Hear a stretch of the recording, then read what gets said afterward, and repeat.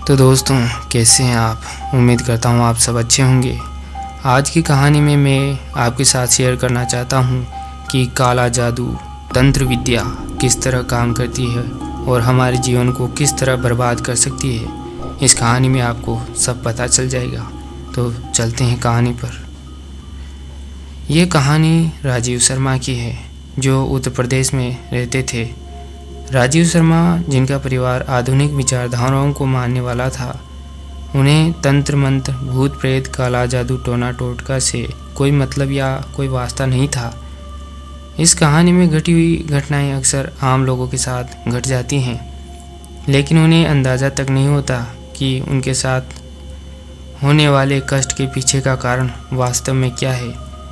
चलिए, ये कहानी मैं उन्हीं के जैसे आज आपको बताने जा रहा हूँ।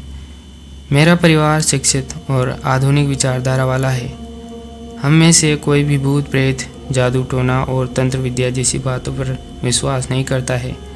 लेकिन एक अजीब सी घटना के बाद हम सभी इस बात पर यकीन करने लगे कि जैसे सच के साथ झूठ और अच्छे के साथ बुरा हमेशा रहता है, वैसे ही उस परम शक्ति का, उस परमात्मा की शक्ति के साथ साथ कुछ बुरी ताकतें भी इस दुनिया में ज़रूर मौजूद है। कहते हैं कि अगर माइनस ना हो तो प्लस का कोई अस्तित्व नहीं होगा। इसी तरीके से शायद बुराइयां ना हो तो अच्छाइयां की कोई कीमत नहीं रह जाएगी। इस घटना ने मेरे पिता को मानसिक रूप से बीमार बना दिया था। साल 1990 से 1994 के बीच की बात है। हमने एक प्लॉट खरीदा था और जल्द ही उस पर काम शुरू कर दिया था, अपना घर बनाने का। निर्माण का काम अभी शुरू हुए कुछ ही दिन गुजरे थे कि एक आदमी उस प्लॉट पर आता है। देखने में वो थोड़ा सा विचित्र लगता है। तो मेरी माँ, जो वहाँ पर बैठी हुई थी, उसने उनसे पूछा कि आखिरकार आपको क्या काम है, कौन है आप? तो वो आदमी थोड़ा सा अजीब आवाज़ में झुंझलाते हुए कहता है कि तुम लोगों ने मेरे साथ सही नहीं किया। यह फ्लैट मुझे चाहिए था अपने बड़े बेटे के लिए। तभी मेरी माँ ने उससे कहा कि अगर चाहिए था तो आपको इसे खरीद लेना चाहिए था, आपने इसे खरीदा क्यों नहीं? उस आदमी ने कोई जवाब नहीं दिया, बस इतना कहा कि मेरे खरीदने से पहले ही तुम लोगों ने ये खरीद लिया और ये तुम लोगों की सबसे बड़ी गलती है। तो मेरी माँ ने कहा कि अगर आपको चाहिए और आपको इतनी ही आवश्यकता है तो आप इसे हमसे खरीद लीजिए, हम दूसरा ले लेंगे। क्योंकि मेरी माँ उसकी भावनाओं को समझ रही थी, इसलिए उसकी भावनाओं की कद्र रखते हुए उन्होंने उससे कहा कि अभी भी आप इसे खरीद सकते हैं। लेकिन वो आदमी झुंझलाते हुए बोला कि अब बहुत देर हो चुकी है, क्योंकि ये प्लॉट अब तुम लोग हमें जितने में खरीदे हो उससे कम में तो दोगे नहीं, और मैं इस प्लॉट को औने पौने दाम में खरीदने वाला था। मेरी माँ को कुछ समझ में नहीं आया और उन्होंने उससे कहा कि ठीक है, अब आप जाइए, अब हमें इसे बेचना नहीं है और आपको इसे खरीदना नहीं है। वो आदमी वहाँ से बुरी तरीके से गुस्साता हुआ चला गया, लेकिन जाते जाते वह पता नहीं क्या बड़बड़ा रहा था, लेकिन उसकी आवाज़ बड़ी ही विचित्र लग रही थी। धीरे धीरे समय बीतता गया और घर बनकर खड़ा हो गया। अभी पूरी तरीके से घर तैयार नहीं हुआ था, प्लास्टर भी नहीं था, लेकिन हम उसमें शिफ्ट हो गए। और शिफ्ट होते ही शुरू होता है एक ऐसा माया जाल जिसे हमें समझने में शायद बहुत देर हो गई। उस दिन के बाद हमें अक्सर अपने घर के बाहर कुछ जंगली फूल और खून के छींटे दिखाई देते। जैसा कि मैंने आप लोगों को बताया था कि मैं या मेरे परिवार वाले काले जादू या ऐसी किसी भी बात पर विश्वास नहीं करते थे, इसलिए हर बार हम इन चीज़ों को नज़रअंदाज किया दिया करते थे। वर्तमान 1993 की बात है। एक रात करीब 1 बजे हमें ऐसा लगा कि जैसे हमारे घर की छत पर कोई लगातार पत्थर फेंक रहा है। 4-5 बार ऐसा हुआ। जैसे कोई बहुत भारी मात्रा में हमारी छत पर पत्थर बरसा रहा हो। हम उठे और छत पर गए तो हमने चारों तरफ देखा। हमें कोई दिखाई नहीं दिया, लेकिन हमारे छत पर पत्थर पड़े हुए थे। सुबह हमें पता चला कि यह सब शायद हमारे पड़ोसी का काम होगा, और इसलिए हम लोगों ने पुलिस में शिकायत दर्ज करवा दी। लेकिन उसके खिलाफ कोई सबूत न होने के कारण और कोई भी गवाही न होने के कारण वह जल्दी हवालात से बाहर आ गया, और आने पर वह शायद हम लोगों से ज़्यादा ही चिढ़ गया। एक ही रात बीती थी कि अगली रात मेरे पिता के पेट में बहुत तेज़ दर्द उठने लगा। जब उनसे दर्द सहन नहीं हुआ तो उन्हें अस्पताल में भर्ती करवाया गया। डॉक्टर ने उन्हें मामूली उपचार करके और कुछ पेन किलर देकर के वापस भेज दिया, लेकिन उन्होंने हमें बताया कि शायद यह पेट की किसी गंभीर बीमारी का संकेत भी हो सकता है। हम घर तो आ गए, लेकिन अगले ही दिन मेरे पिता के पेट में वही दर्द शुरू हुआ और उन्हें फिर अस्पताल ले जाया गया। इससे पहले उन्हें कभी ऐसी परेशानी नहीं हुई थी, इसलिए हमने सोचा कि किसी और डॉक्टर को दिखाया जाए और उन्हें एक बड़े अस्पताल में भर्ती करवाया गया।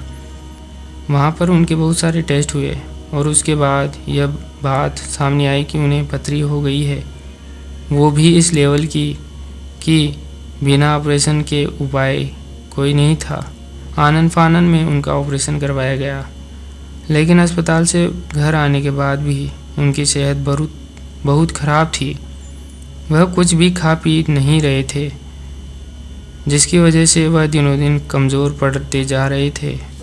अब तो हालत ये हो चुकी थी कि मेरे पिता को रोज़ रात बहुत बुरे सपने आते थे। उन्हें हर बार ऐसा लगता कि कोई उन्हें मारने की कोशिश कर रहा है, कोई उनका गला दबा रहा है।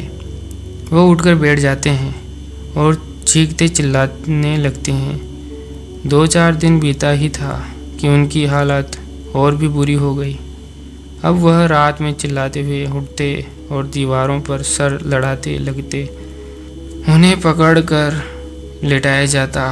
कभी कभी वह हवा में भी किसी से बात करने लगते, और जब हम पूछते तो वह कह देते कि देखो देखो वो सामने खड़ा, लेकिन हमें कुछ नज़र नहीं आता। अभी ये हमारे साथ हो ही रहा था कि एक रात करीब 2 बजे मेरी माँ ने घर के बाहर से किसी के रोने की आवाज़ें सुनी। बाहर गई तो कोने में उन्हें कोई रोता हुआ दिखाई दिया। अब की बार शायद उन्हें भी बहुत डर लग रहा था। कुछ कदम और आगे बढ़ी तो उनके घर के बाहर वही खून के छींटे और जंगली पौधे भी दिखाई दिए। उन्होंने हिम्मत बांधी और उस रोने वाले इंसान की तरफ बढ़ने लगी, लेकिन जैसे ही वो वहाँ पर पहुँची तो उनकी चौंकने का ठिकाना नहीं था, क्योंकि वहाँ पहुँचते ही उनकी नज़र से जैसे वो इंसान ओझल हो गया हो। वहाँ पर कोई नहीं था, बस उन्हें आवाज़ें ही सुनाई दे रही थी। वह भागती हुई घर के अंदर आई और अब यह सिलसिला लगातार हर रात चलने लगा। अब मेरी माँ ने अपनी एक सहेली को इस बारे में बताया। वह मेरी माँ को एक तांत्रिक के पास ले गई। तांत्रिक ने अपनी तंत्र साधना से यह बताया कि कोई है जो हमारे घर को अपनी काली विद्या से बांधे हुए हैं। तांत्रिक ने तंत्र विद्या के द्वारा मेरे पिता को सम्मोहित किया और उनके साथ जब उस देर पूजा की तो उन्होंने बताया कि इनके साथ कोई बहुत बुरा कर रहा है, जिसकी वजह से जल्द ही इनकी मौत भी हो सकती है। उन्होंने यह भी बताया कि पूरा का पूरा घर प्रेत आत्माओं से घिरा हुआ है और वह भी किसी के काला जादू करने के कारण हुआ है। उनके लगातार पूजा करने के बाद हमें यह भी पता चला कि यह सब उसी व्यक्ति ने किया है जो हमारा प्लॉट लेना चाहता था। उसकी नीयत ही खराब थी, क्योंकि वो उस ज़मीन को अपने काले जादू के दम पर उल्टे सीधे दामों में लेना चाहता था। लेकिन शायद हमारी किस्मत भी खराब थी कि हमने उस ज़मीन को उससे पहले खरीद लिया। यह बात शायद उसे बहुत बुरी लगी थी। अब हम बहुत बुरा फंस चुके थे। 1 सप्ताह तक वह बाबा रोज़ रात को हमारे घर आते और साधना करते बहुत मुश्किल से हमें उन सभी काली शक्तियों से छुटकारा मिला और उसके बाद से हमने उस घर को छोड़ ही दिया, क्योंकि उन काली शक्तियों से छुटकारा मिलने के बाद भी हमें अजीबोगरीब एहसास होने लगते थे।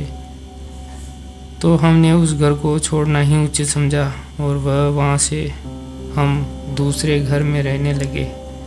अब हमारा परिवार कुशल मंगल है। तो दोस्तों, आपको ये तंत्र विद्या काली जादू टोना की कहानी कैसी लगी? दोस्तों, ये छोटी मोटी बात नहीं है। अक्सर ऐसी घटनाएं आम लोगों के साथ होती रहती हैं, तो आप ध्यान रखें ऐसी घटनाओं पर, ताकि आपके परिवार में ऐसी स्थिति ना हो। तो मिलते हैं ऐसी डरावनी कहानी के अगले एपिसोड पर। तब तक के लिए डरते रहिए।